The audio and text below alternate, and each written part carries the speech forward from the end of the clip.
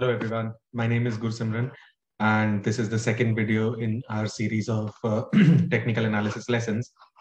So I'll just start with a quick disclaimer as we usually do. So this video is purely meant for educational and entertainment purposes.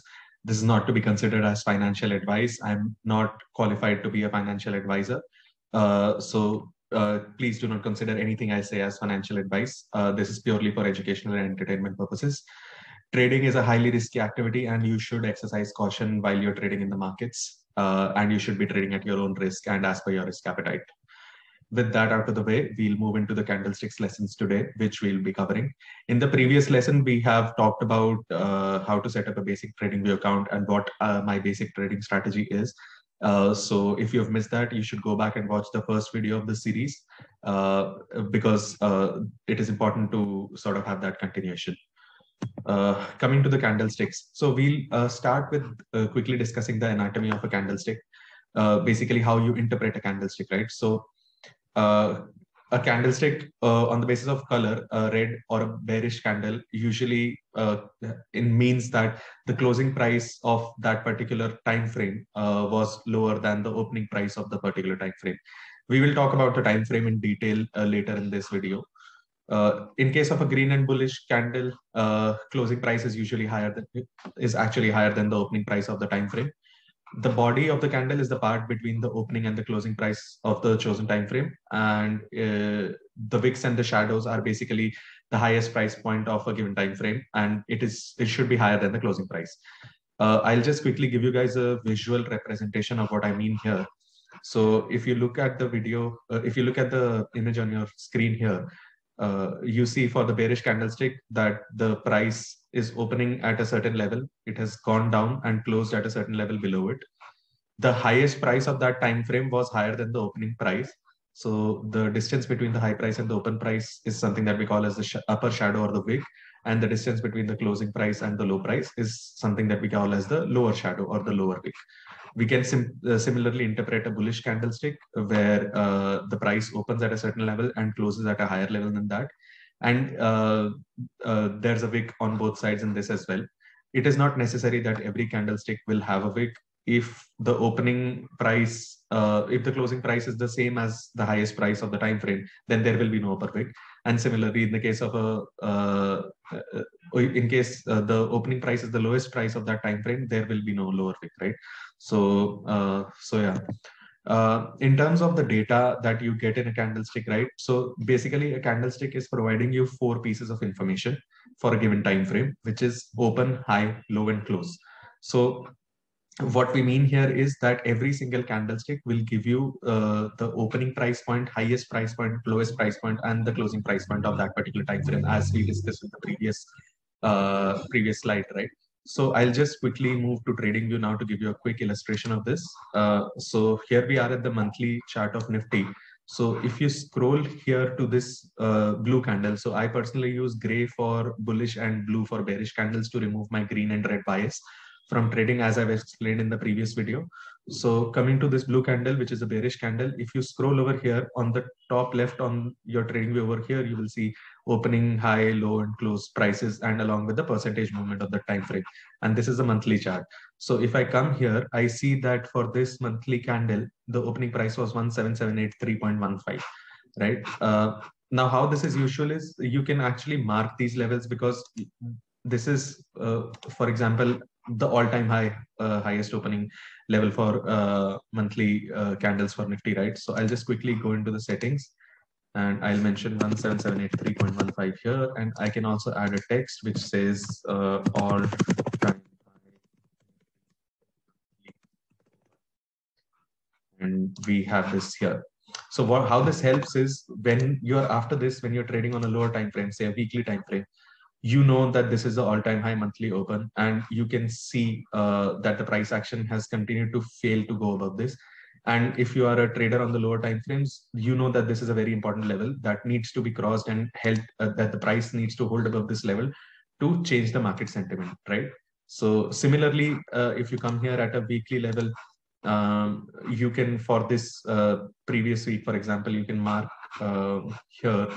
I'll just quickly mark the closing level of the previous week, which is 16985.2, and we'll quickly edit this.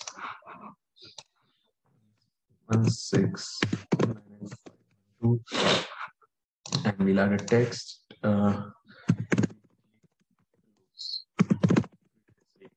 So if you're trading in this week on a daily time frame, the previous weekly close is very important level for you. So as you see that Nifty opened with a gap over here, went down below the previous week's closing level.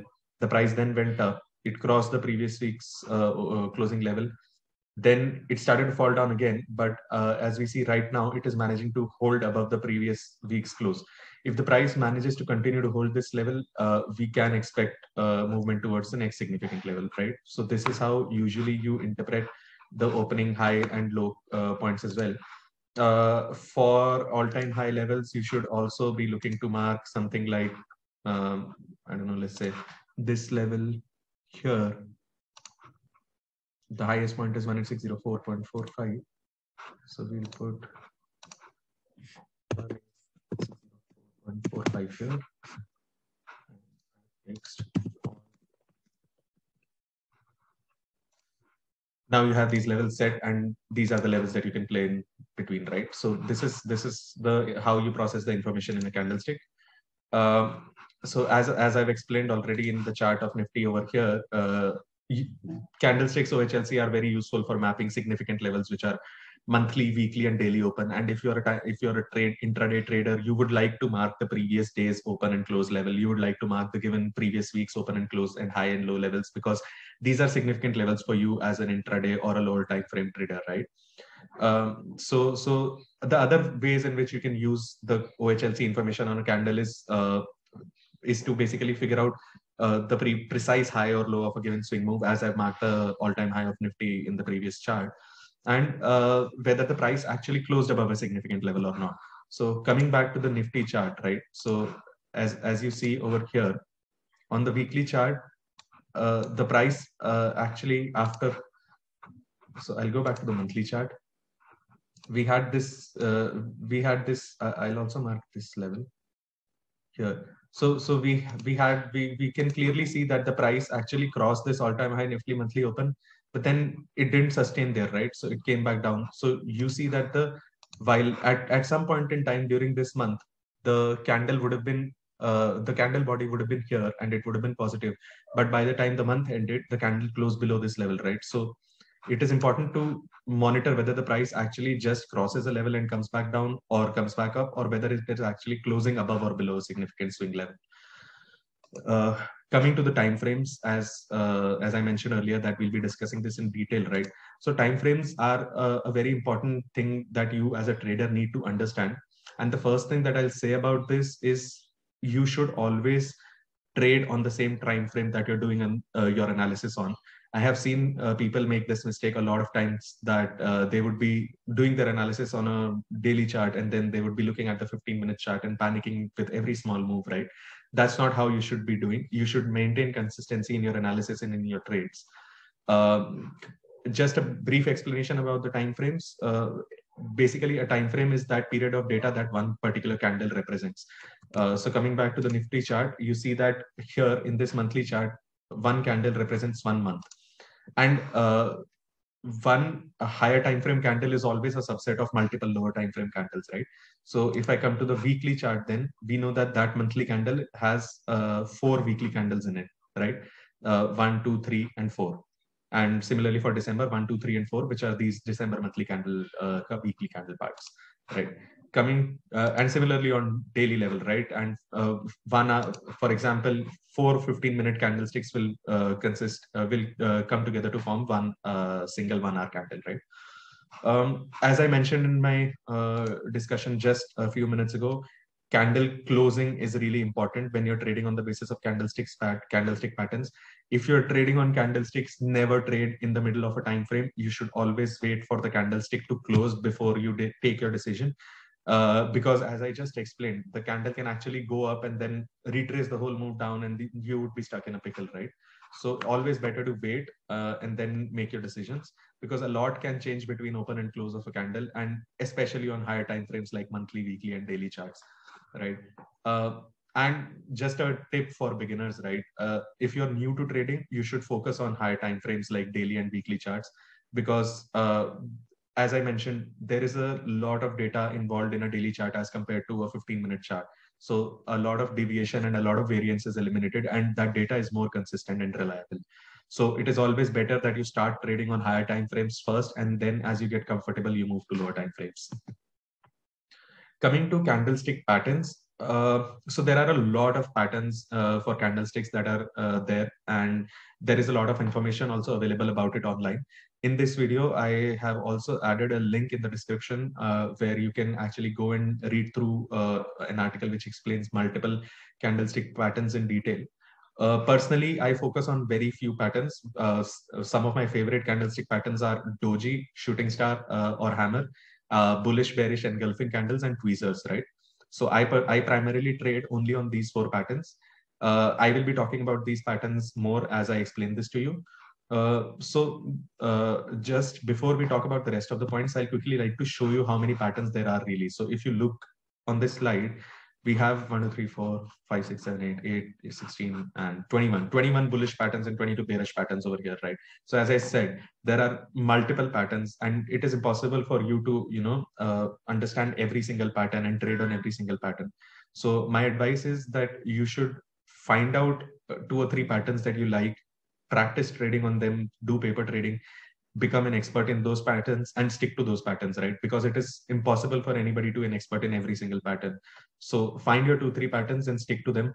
I will be sharing the link to these patterns in the video, as I said, so you can go through them in detail later. Uh, do not trade candlestick patterns blindly. Context is really important. So for example, over here, you see this inverted hammer is a reversal candle, right? This is an important indicator. If there's a downtrend, if there's a continuous downtrend, and you see this candle being printed, this marks the end of the downtrend, right? So so basically, the context that you need to know here is, if you see this candle in a bit of a sideways movement, it wouldn't make sense to trade it, because there's no trend to trade, right? There's no a trend cannot end if there is no trend, right? So the context is really important in your trading decisions, and you should make sure that you do not trade candlestick patterns blindly and apply the context every single time. And as I said, always use the higher time frames, right? Because that is always going to give you more consistency of data and better results, right? So just to give you a quick example of some of the applications of the candlestick patterns, right? As I just explained earlier on in the video, you see this pattern in you see this pattern on the monthly chart, right? This candle, the price went to a high level, and then the bears managed to push it all the way back down here. So coming to this candlestick patterns here, you see in the bearish patterns, this particular pattern is called where is this? Yeah, the advanced block pattern, right? So you see on a higher time frame, you saw an advanced block candle being printed. The candle closed bearish, and you see the following 2 candles have been bearish. So if you had waited for this monthly candle to close, and then in the next month you had decided that, okay, this is a bearish candle and I'm going to take short positions, over the next 2 months you would have made a lot of money on the basis of just candlesticks alone. Similarly, I'll just quickly show you guys ITC chart, because I remember very clearly that there was a case of, yeah, right. So if you see here, this is a very harsh rejection over here on the monthly chart. Again, it's an inverted hammer, so that starts the downtrend. This chart was prepared by me and shared in another video around 3 weeks ago, where when we were here in the price, I had mentioned that we will be touching around 215 area very soon, and that has happened. Now, the another pattern that I really like trading is, if you look at this chart over here, we have one big bullish candle and 3 bearish candles. The 3 bearish candles have so far failed to close below the opening price of the bullish candle. Usually, this means that the sentiment is in favor of the bulls, and the next 2 or 3 monthly candles should push ITC higher towards the trend line again, right? So that is how you use candlesticks. And that's all from me for today's lesson. I hope you guys really liked it. And if you did, please make sure that you subscribe to our channel and like this video. If you have any feedback, please feel free to leave a comment, and we would love to hear from you. Thank you, and have a good day and a good weekend. Bye-bye.